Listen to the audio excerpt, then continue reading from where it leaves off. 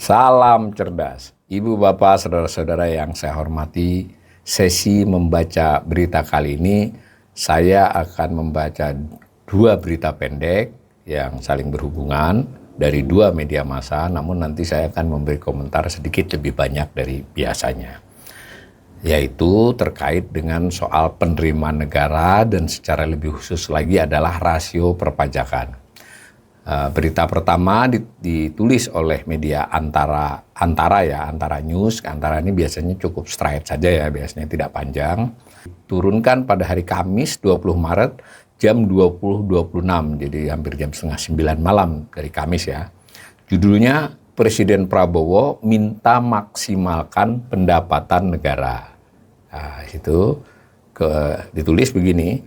Jakarta, Antara, Presiden RI Prabowo Subianto meminta untuk memaksimalkan penerimaan negara. Demikian disampaikan Menteri Koordinator Bidang Perekonomian Erlangga Hartarto.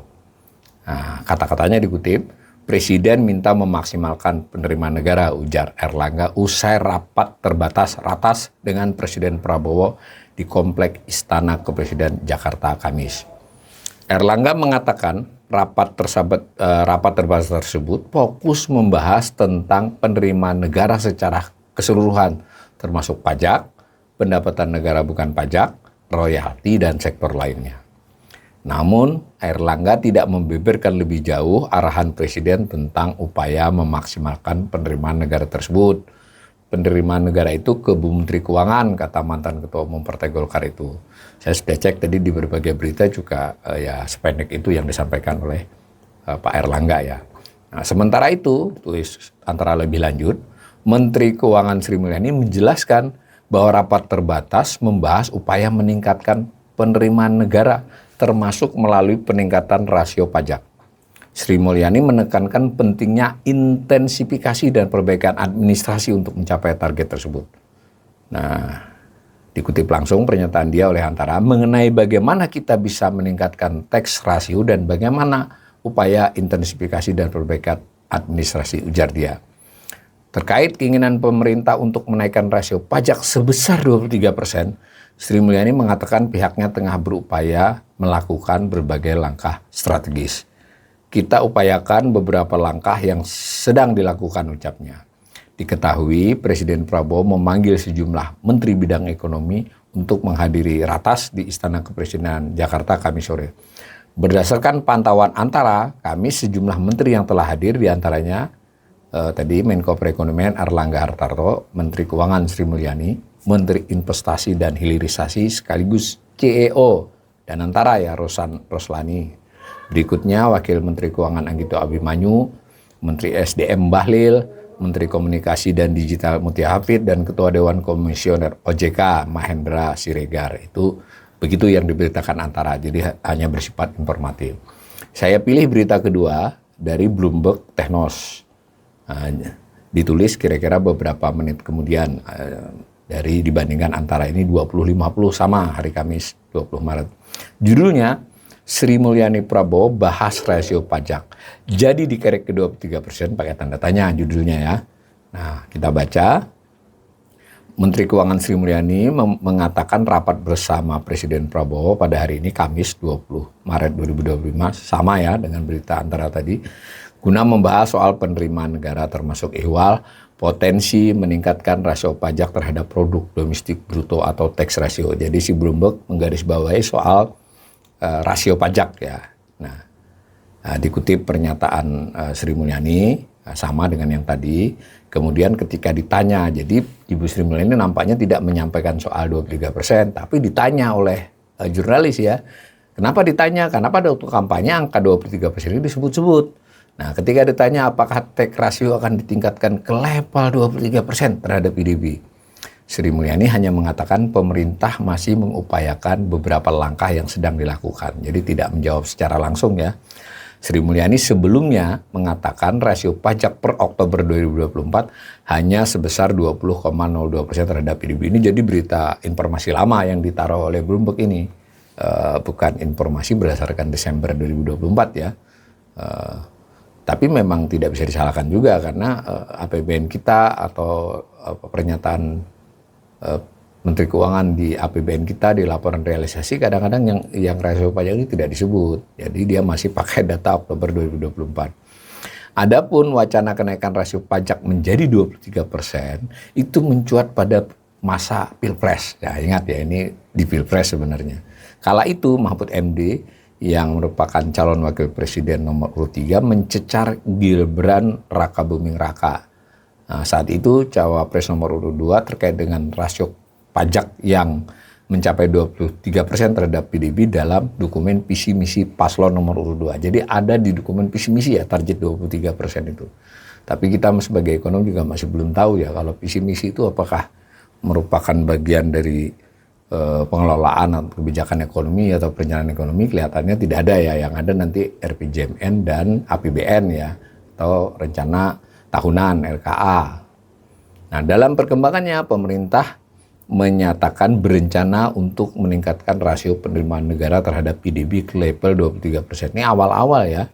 Hal tersebut termaktub dalam Peraturan Presiden Nomor 12 Tahun 2025 tentang Rencana Pembangunan Jangka Menengah Nasional.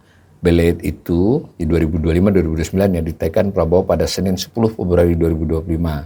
Mendirikan Badan Penerimaan Negara dan meningkatkan rasio penerimaan negara terhadap PDB ke-23. Papar belet tersebut dikutip Kamis 27 Februari 2025. Ini debatable nih ya. Jadi memang di dokumen itu ketika di dalam tabel-tabel nggak ada angka 23%-nya. Jadi saya tidak tahu nih, mungkin di bagian paparan ada ya, karena ini yang dikutip kan karena RPJMN dokumen itu ada lampirannya tebal-tebal.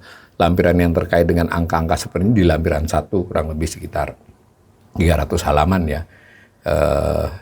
Perpresnya sendiri hanya terdiri dari pasal-pasal.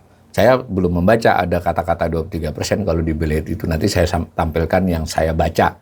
Ya, tapi tidak tertutup kemungkinan saya tidak melihat di badan. Karena RPJM sekian ratus halaman, saya langsung melihatnya pada tabel-tabel. Tidak ada 23%, tapi dijanji ada di visi misi. Nah begitu ya, tapi ini dan Bu Sri Mulyani di dua berita ini ditanyakan 23%, tidak menjawab secara langsung. Nah saya ingin perlihatkan data olahan saya untuk melihat berita tadi seperti apa. Slide pertama saya itu memperlihatkan rasio perpajakan atas PDB dari tahun 2004 sampai 2024. Nah, tetapi tadi kalau di berita tadi kan masih Oktober 2024 tuh. Kalau ini saya berdasarkan data sampai Desember. Nah, data penerimaan perpajakannya, data realisasi sementara APBN yang disampaikan pada 6 Januari APBN kita. Jadi angka itu, sementara PDB-nya saya pakai PDB yang sudah diumumkan oleh BPS tanggal 5 Februari. Jadi slide ini sudah pakai data terkini yang tersedia. Kecuali nanti bisa berubah kalau ada data baru yang sudah teraudit ya. Tapi kalau PDB-nya sudah fix. Nah, di situ tampak dari gambar sepintas saja itu terlihat bahwa perpajakan, rasio perpajakan, penerimaan perpajakan terhadap produk domestik bruto itu cenderung menurun meskipun sempat menaik di tahun 2022, tapi belum pernah kembali ke masa-masa lampau ya. Jadi era Pak Jokowi secara pelan-pelan turun, tapi di era SBY juga turun ya. Cuman ini terakhir 10,08%. Jadi memang sama tadi dengan data Oktober juga 10%-an. Bisa kebayang ya. Jadi sebegitu. Tetapi di RPJMN yang tadi disebut-sebut, saya dapatnya tabel. Ini saya potong tabelnya. Tabel sasaran fiskal namanya ya. Tabel sasaran fiskal tahun 2025 sampai 2029. Di situ yang ada adalah 2024 dimulai dengan 10,07%. Ya kan waktu itu masih perkiraan, jadi samalah dengan 10,08 ya. Lalu di 2025 ini ditargetkan 10,24. Waktu RPJMN disusun, dia masih berupa draft RAPBN.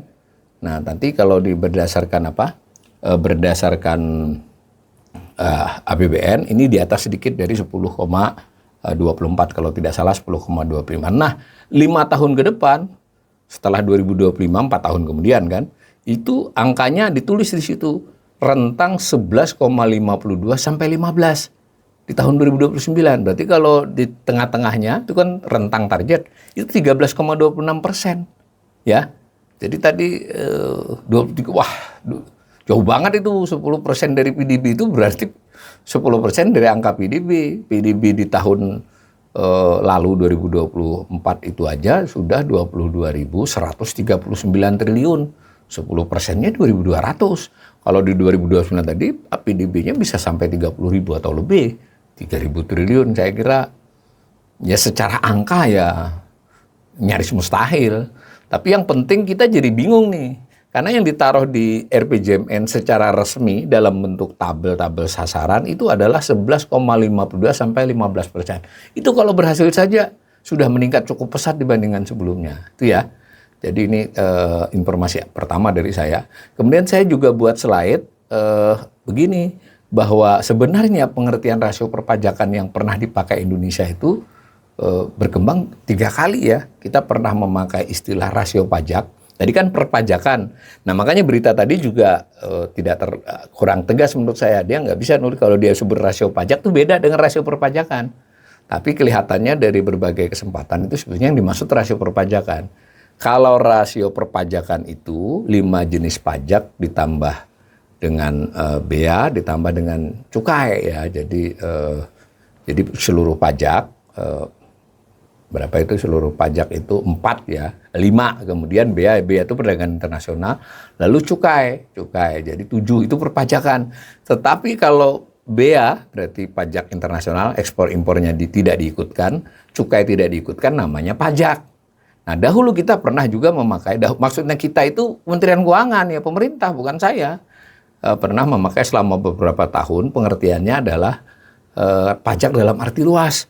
Itu 7 macam ini perpajakan ditambah penerimaan sumber daya alam yang masuk dalam PNBP. Itu disebut pajak dalam arti luas. Tidak soal sebenarnya definisi manapun bisa dipakai, tapi kalau membandingkannya harus bandingan angka yang sama, menaik atau menurun berapa. Nah, tadi anggap aja 23% tadi perpajakan, itu kan saat ininya 10,08. Kalau kita pakai pajak, saat ininya hanya 8,73, nggak sampai 9. Nah, pembedaan ini penting karena pajak ini benar-benar terkait pertumbuhan ekonomi. Kalau perpajakan, 2 jenis itu bea dan cukai itu sedikit longgar kaitannya dengan pertumbuhan ekonomi. Nah, gitu ya. Nah, lalu kalau slide ketiga saya menunjukkan gambar nih. Jadi 4 jadinya perpajakan, pajak arti sempit, pajak arti luas, dan pendapatan negara. Pendapatan negara itu berarti termasuk PNBP. Nah, itu kan kelihatan. Jadi bahkan menurut saya untuk pendapatan saja 2024 itu baru 12,84%. Jadi kalau 15% itu pendapatan saja itu sudah effortnya luar biasa.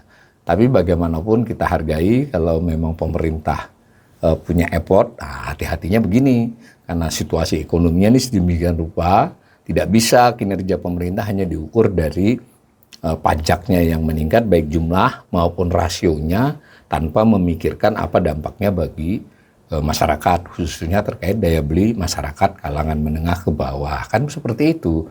Begitu juga pajak yang terlampau dipaksakan itu kita nanti bisa diskusi ya. Itu bisa juga selain mempengaruhi rakyat juga bisa mempengaruhi dunia usaha. Jadi iklim investasi kita bisa sedikit menurun atau bahkan menurun banyak, maka investor baik asing maupun domestik bisa mengurangi hasratnya untuk berinvestasi. Kurang lebih begitu. Yang jelas ini mengulangi kembali kalau menurut saya sebenarnya target dan arah pemerintah ini kemana dan berapa.